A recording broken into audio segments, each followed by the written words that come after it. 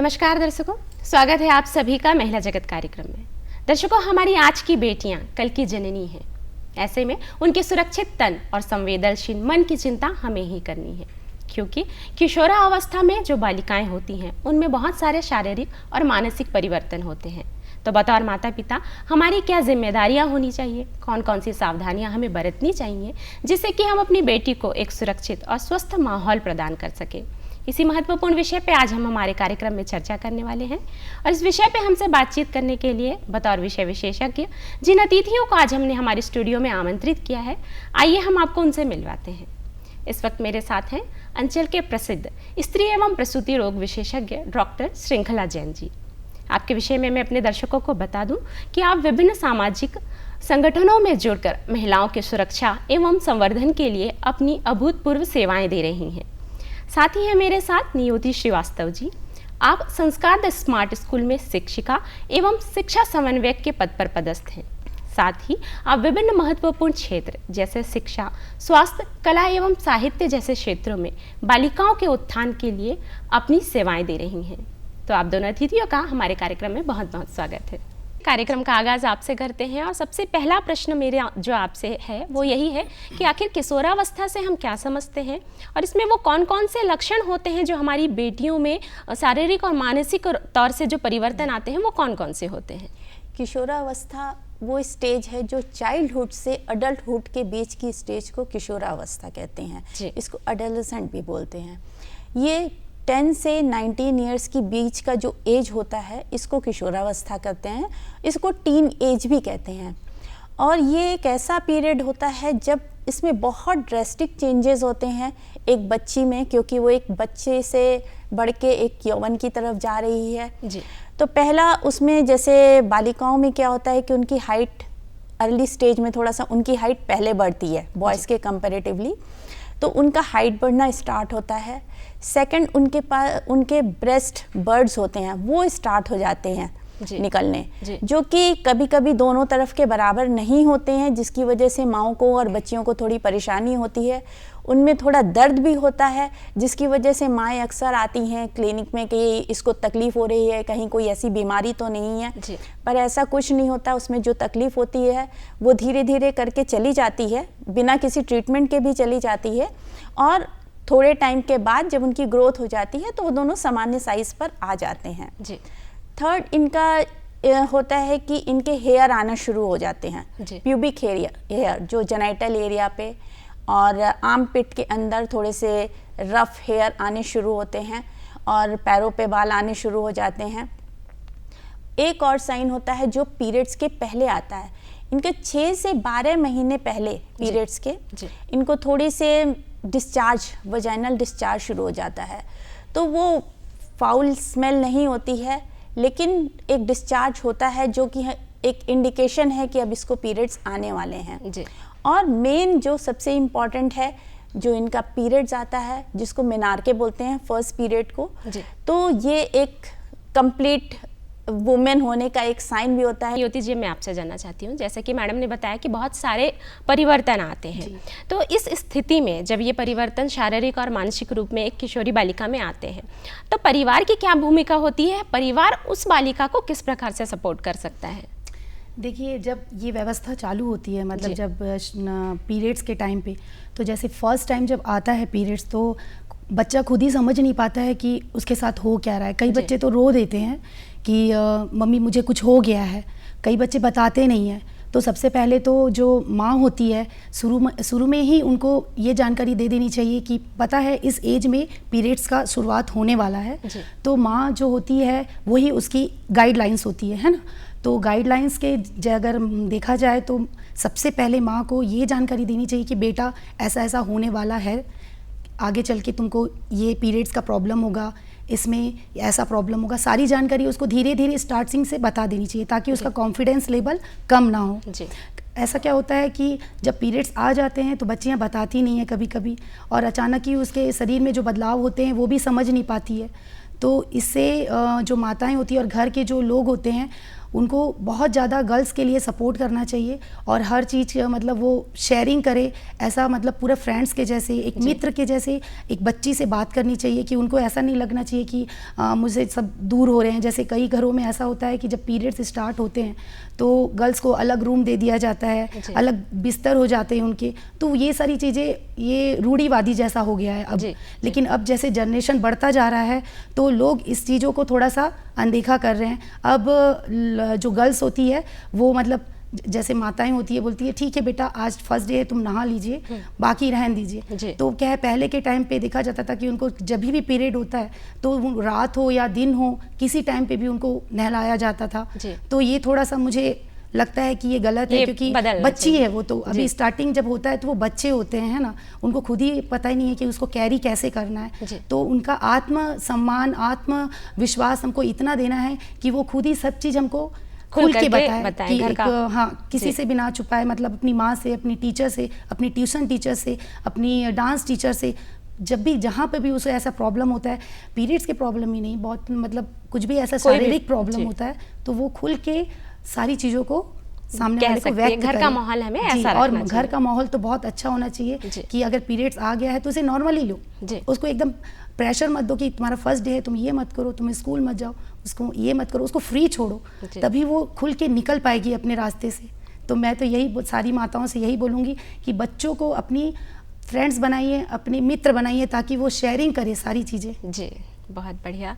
श्रृंखला जी, मैं आपसे जानना चाहूँगी, चूँकि ये सारे परिवर्तन किशोरावस्था में बालिकाओं में शुरू हो जाते हैं, उस दौरान हम बच्चों को, अपनी बालिकाओं का खान पान किस प्रकार रखें, उनका पोषण आहार जो है वो कितना संतुलित होना चाहिए?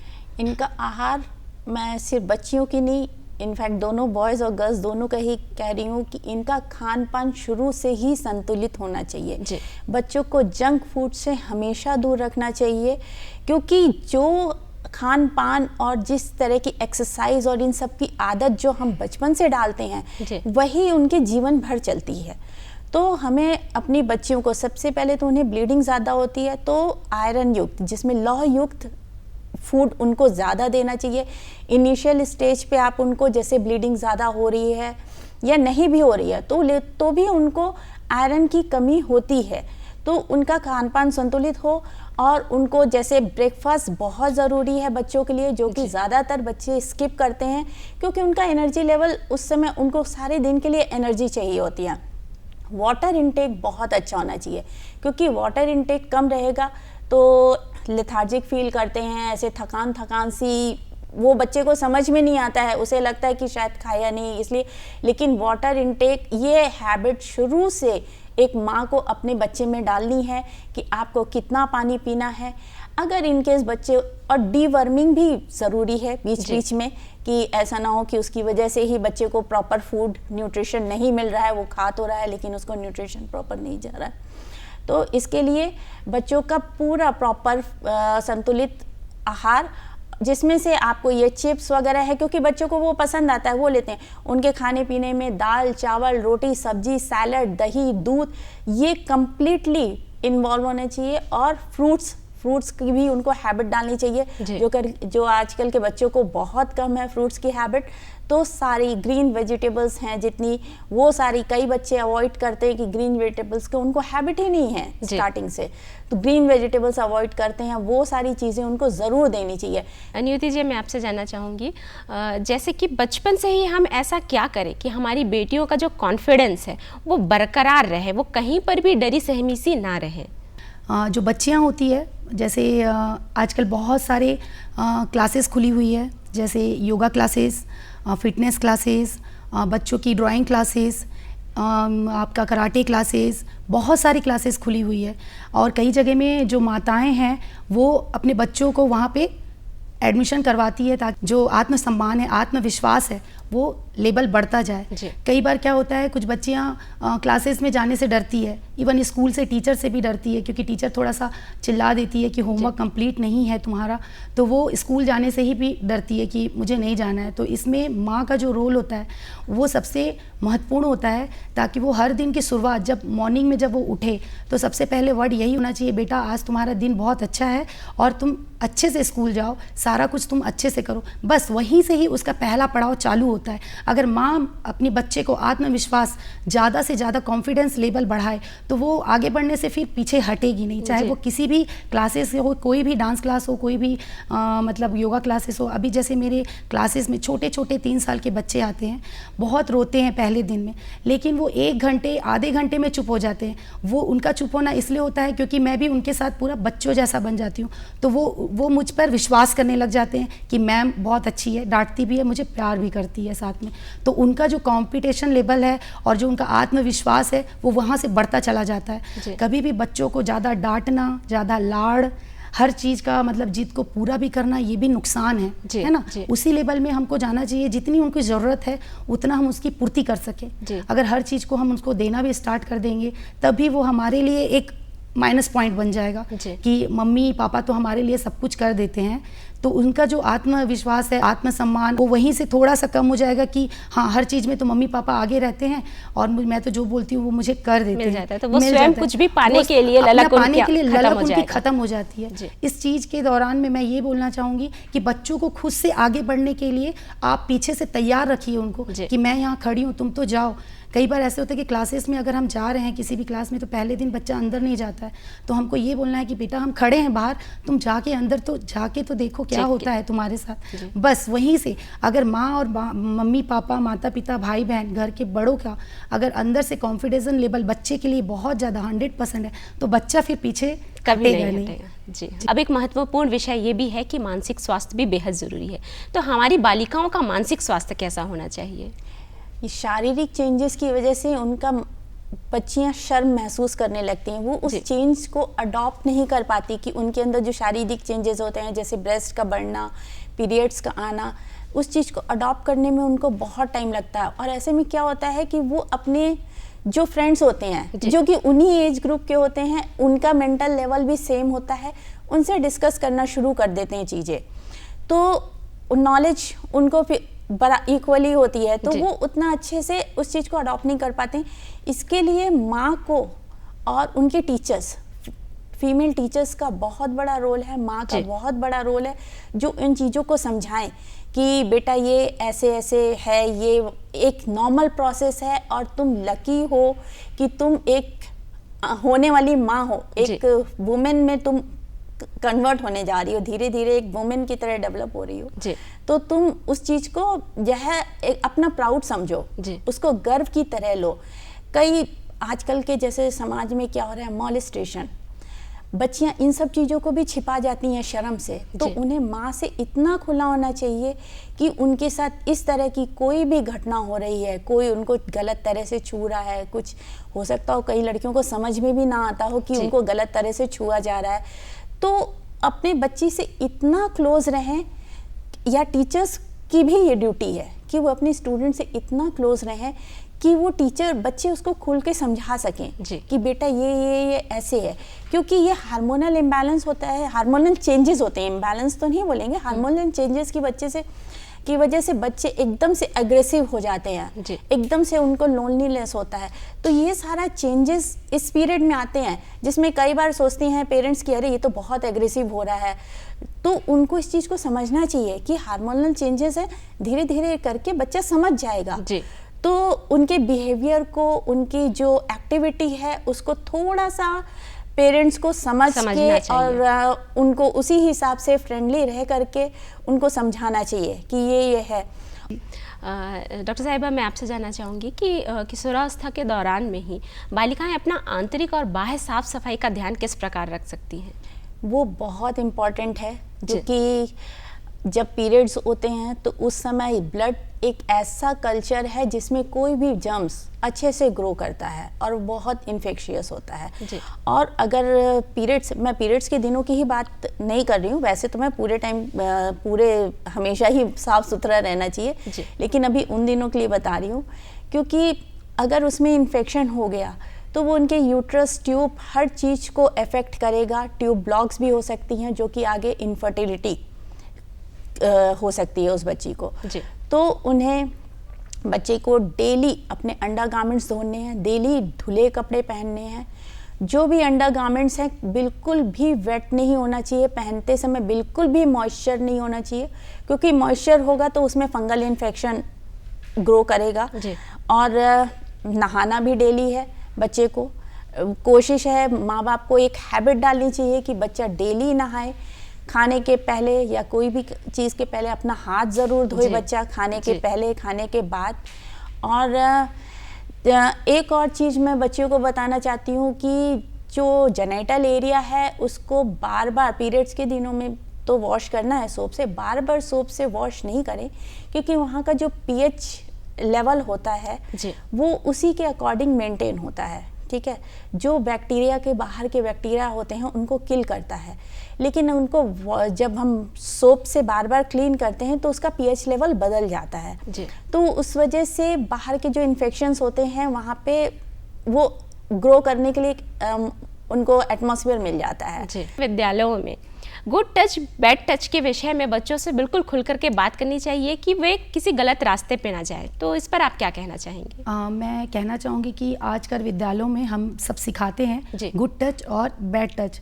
मतलब गुड टच के बारे में ऐसा सिखाते हैं हम लोग कि बेटा अगर आपको कोई प्यार से छुए, एक टच होता है जो माँ का होता है, बहन का, दादी का, दादा का, ये टच सब आपके गुड टच है, जिससे अच्छी फीलिंग होती है आपको, जिससे आपको कोई डर नहीं होता है ना, तो वो आता है आपका गुड टच। और एक टच होता है बैड टच, जिससे आप अनछुआ कहते हैं, जिससे आप छूने से अनकंफर्टेबल हो जाते हैं, ये सब बैड टच होते हैं। उसके बाद हम खुद प्रैक्टिकली बच्चों को करके बताते हैं कि बेटा कैसे छूने से गुड टच होता है, किस तरीके से छूने से बैड टच होता है। जैसे अभी अभी हमारे विद्यालय में टीचर ने, हमने ही बच्चों को सिखाया कि गुड टच और बैड टच। तो मेरी ही बच्ची ने मुझे दूसरे दिन स्कूल घर पे मुझे बताया कि मम्मा आज मैम ने मुझे बताया कि गुड टच कैसे होता है, बैड टच कैसे होता है। कभी कोई जैसे बॉयज़ हैं, अगर तुम्हारे पीठ को ऐसे रगड़े, है ना, अगर आपको ऐसे रगड़े तो वो बैड टच है। अगर कोई जैसे आपके नाना हो गए, आपके पापा हो गए, तो वो क्या करते हैं, प्यार से आपको सहलाते हैं और थपथपाते हैं, तो ये टच होता है गुड टच। और अगर आपको अनजान व्यक्ति अगर आपको सहलाए अच्छे से पीछे से या साइड में कहीं से भी, तो वो होता है बैड टच। ये सारी चीज़ें हमने छोटी छोटी जानकारी दी। कहीं कोई बच्ची को कोई ऐसे गाल छूता है तो वो भी टच के दो तरीके होते हैं। हम प्यार से बच्चों को अलग तरीके से छूते हैं, और जो गलत तरीके वाले टच होते हैं वो भी हमने बच्चों को पूरा सिखाया है। और आजकल हर विद्यालय में सबसे पहले स्टार्टिंग जो फर्स्ट पीरियड होता है हमारा, यही सारे जनरल नॉलेज चीज़ें होती है जो बच्चों को हम बताते हैं कि गुड टच, बैड टच, और मोबाइल्स के बारे में, और बहुत सारी दिनचर्या के बारे में कि हमको शुरुआत कैसे कैसे तरीके से करनी चाहिए। जी हाँ, बढ़ती उम्र में बच्चों में जो बहुत सारे परिवर्तन होते हैं जिसके कारण वो तनाव में भी आ जाते हैं, ऐसी स्थिति में उन्हें तनाव मुक्त हम किस प्रकार कर सकते हैं? तनाव मुक्त करने के लिए बच्चों का सबसे अच्छा है कि उनको फिजिकल आउटडोर एक्टिविटी में बच्चों को इन्वॉल्व करना चाहिए। बच्चे अगर अपना फिजिकली एक्टिव रहेंगे, जैसे आजकल बच्चे क्या हो गया है कि मोबाइल पे क्रिकेट देख रहे हैं, मोबाइल पे लूडो खेल रहे हैं, ऐसा नहीं। बच्चों को फिजिकल एक्टिविटी, चाहे वो बॉयज़ हों चाहे गर्ल्स हो, गर्ल्स का ये नहीं कि पीरियड्स हैं तो इन दिनों में तुम नहीं जाओ, ये नहीं करो, तुम वो नहीं करो, उन दिनों में भी वो फिजिकल एक्टिविटी कर सकते हैं, बट एक लिमिट तक। ये बात सही है कि बहुत ज़्यादा एक्टिविटी करने से पीरियड्स के दिनों में ब्लीडिंग होने का थोड़ा सा चांस रहता है, बट वो कर सकते हैं। तो सबसे अच्छा ये रीज़न है, तरीका यही है सबसे अच्छा कि उनको फिजिकल एक्टिविटी में इन्वॉल्व करें। बच्चों को टाइम से सोना, टाइम से उठना, उनका प्रॉपर रूटीन, टाइम से खाना खाना, उनका स्टडी टाइम क्या है, और एक फैमिली टाइम, वो बहुत ज़रूरी है। क्योंकि ये एज ऐसी है कि बच्चे सबसे ज़्यादा इन्वॉल्व होने की कोशिश करते हैं अपने फ्रेंड्स के साथ। वो अपनी अच्छी बुरी, अपना टेंशन, हर कुछ अपने फ्रेंड्स के साथ शेयर करते हैं, जो कि उनको उससे कोई सल्यूशन नहीं मिलता। वो जहाँ से सुनते हैं वो वैसे ही उनको दे देते हैं।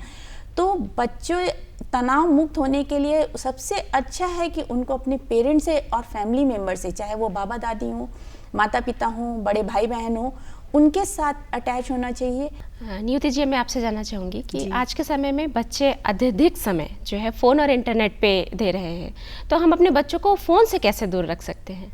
सबसे पहले तो उनको अलग अलग एक्टिविटी क्लासेस, जैसे कि मैंने पहले ही आपसे चर्चा की थी कि बच्चों को अलग अलग डांस क्लासेस, योगा क्लासेस और मार्शल आर्ट क्लासेस, बहुत सारी क्लासेस खुली हुई है, इसमें आप डाल सकते हैं। साथ ही जैसे माता पिता जो वर्किंग है, जैसे शाम के घर में आते हैं तो वो खुद ही फ़ोन निकाल के बैठ जाते हैं। तो मेरा ये कहना है कि बच्चों के साथ पहले आप उनकी दिनचर्या पूछिए, साथ में उनको जो पसंद है उनके साथ उनका समय बिताइए कि आज स्कूल में क्या हुआ क्या नहीं हुआ, उनका दिनचर्या पूरा जानकारी लीजिए। साथ में उनके साथ भी ऐसे गेम खेलिए जो उनको पसंद है, ताकि वो फ़ोन में ना जाए। कई बार क्या होता है, फ़ोन ही वो यूज़ करने लगते हैं, आउटडोर गेम्स कुछ भी नहीं करते। पहले क्या है, आउटडोर गेम्स बहुत करते थे बच्चे, दौड़ना, गिल्ली डंडा, सारी चीज़ें छोटी छोटी जो हमारी गेम्स है आजकल बच्चे वो भूल चुके हैं। तो माता पिता से यही अनुरोध है कि जैसे छुट्टी के दिन हो गए तो क्रिकेट खेल लिए, बैडमिंटन खेल लिए, बच्चों के साथ लूडो खेल लिए, तो उनको व्यस्त रखिए। नहीं तो ड्राइंग करवाए घर में, है ना, नहीं तो या तो किसी चर्चा में बात कीजिए उनसे, कुछ अच्छा सा उनको मैसेज दीजिए ताकि वो व्यस्त रहे। नहीं बोलते मतलब 4 से 5 घंटे आपके साथ वो बिताएं, क्योंकि क्या होता है सुबह से शाम तक आप बिजी रहते हैं तो बच्चा के पास कोई ऑप्शन नहीं बचता है, वो सीधा फ़ोन ही मांगता है। और हम भी क्या करते हैं, हम खुद इतना थक जाते हैं तो खुद ही हम फ़ोन निकाल के उसको दे देते हैं, बेटा तुम व्यस्त रहोगे, लेकिन वही हमारा माइनस पॉइंट रहता है। तो यही बोलना चाहूँगी कि माता पिता को कि बच्चों के साथ अपना समय बिताए, उसको अपना पूरा समय दे, उनकी जानकारी ले, उनका दिनचर्या सारा चीज़ उनसे पूछे कि बच्चा तुम क्या करते हो, स्कूल में क्या हुआ, कॉलेज में क्या हुआ, चाहे वो छोटे बच्चे हो चाहे वो बड़े बच्चे हो। और मोबाइल से तो थोड़ा दूर ही रखना है, क्योंकि बच्चों का मानसिक शारीरिक बहुत ज़्यादा फ़र्क पड़ता है। जैसे आँखों में दर्द, आँखों में पानी आना अधिक मोबाइल देखने से, बच्चा मोबाइल के बिना खाना भी नहीं खाता है। तो ये सारी चीज़ें बहुत ही माइनस पॉइंट की तरफ ले जाती है बच्चों को।